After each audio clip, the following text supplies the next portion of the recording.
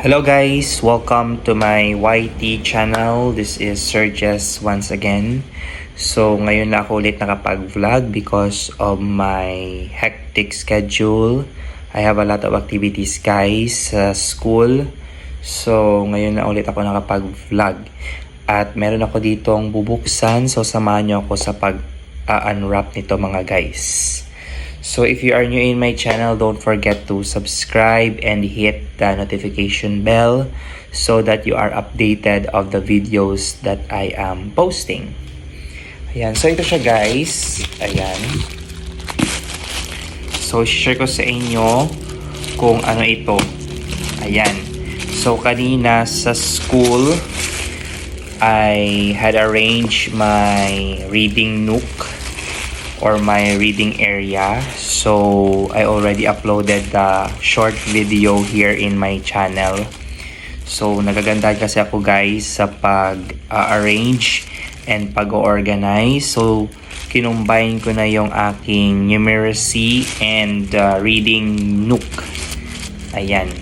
So para isahan na lang siya at saka nasa isang table so that I can consume spaces pa, kasi pag sineperate ko pa sila, so magkakaroon ako ng limited space sa aking classroom.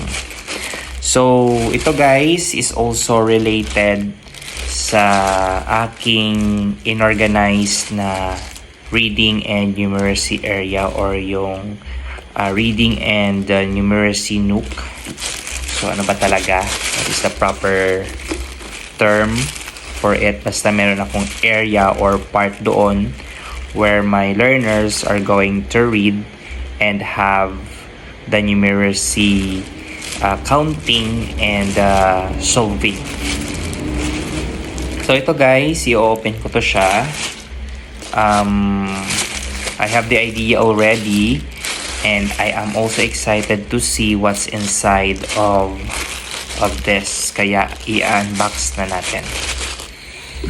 Right, so unbox na natin mga guys.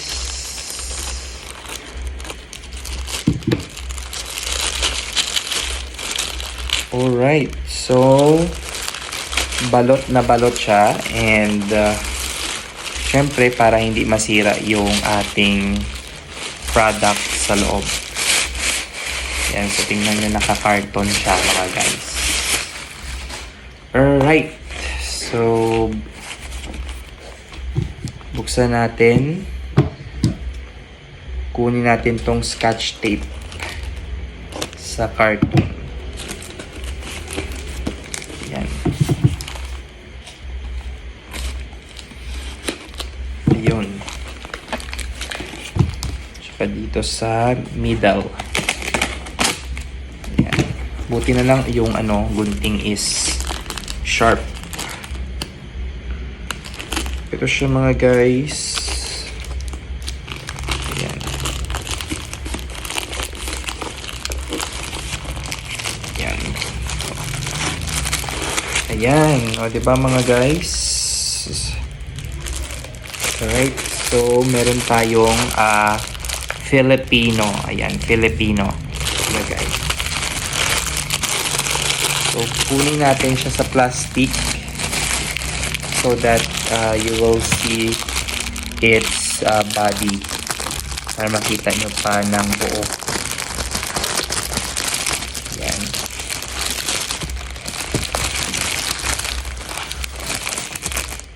So meron din ditong message. Ayan. And the message says thank you. Ayan.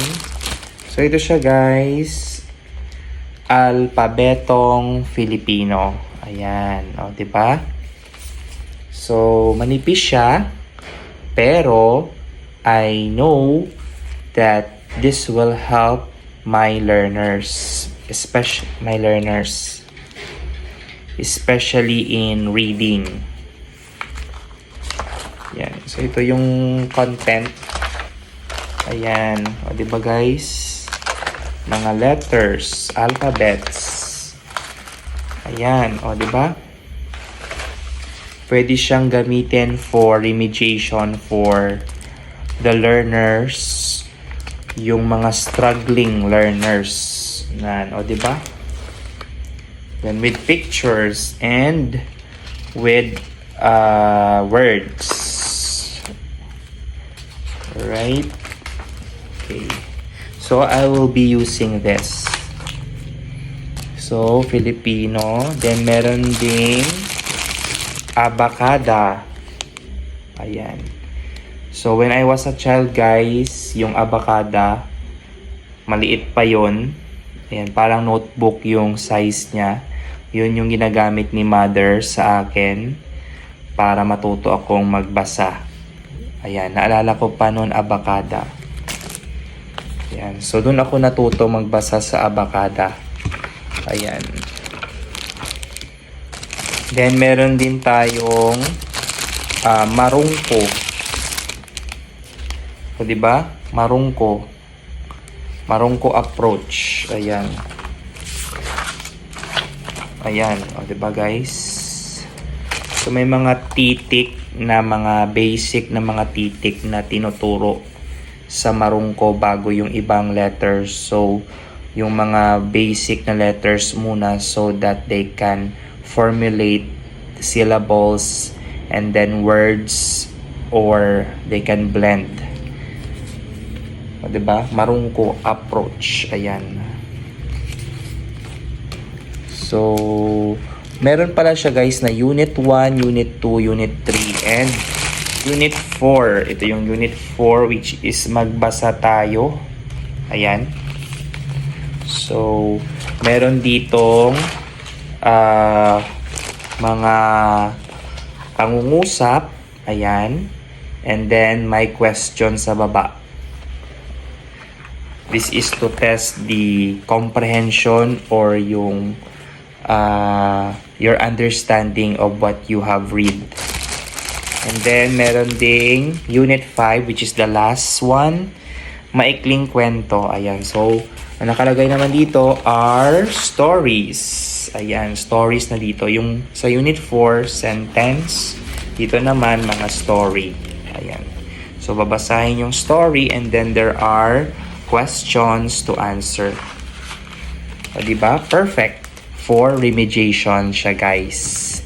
Ayan. So, I got 5. Unit 1 to Unit 5. Ayan. So, maganda naka-cover na siya. So, hindi siya madaling masira at saka hindi mapupunit ang papel because naka-ring bind siya and at the same time, covered siya ng plastic.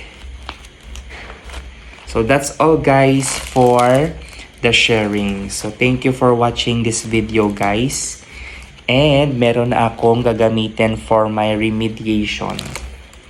Diba? Especially, meron talagang mga learners that are struggling and can't able to read. So, what you're going to do is to provide materials and also use the materials for them to make them able to read. Alright? So, that's all guys. I'm going to use this in my classroom and in my class. Bye guys! Thank you for joining this unboxing. Bye bye! See you on my next vlog.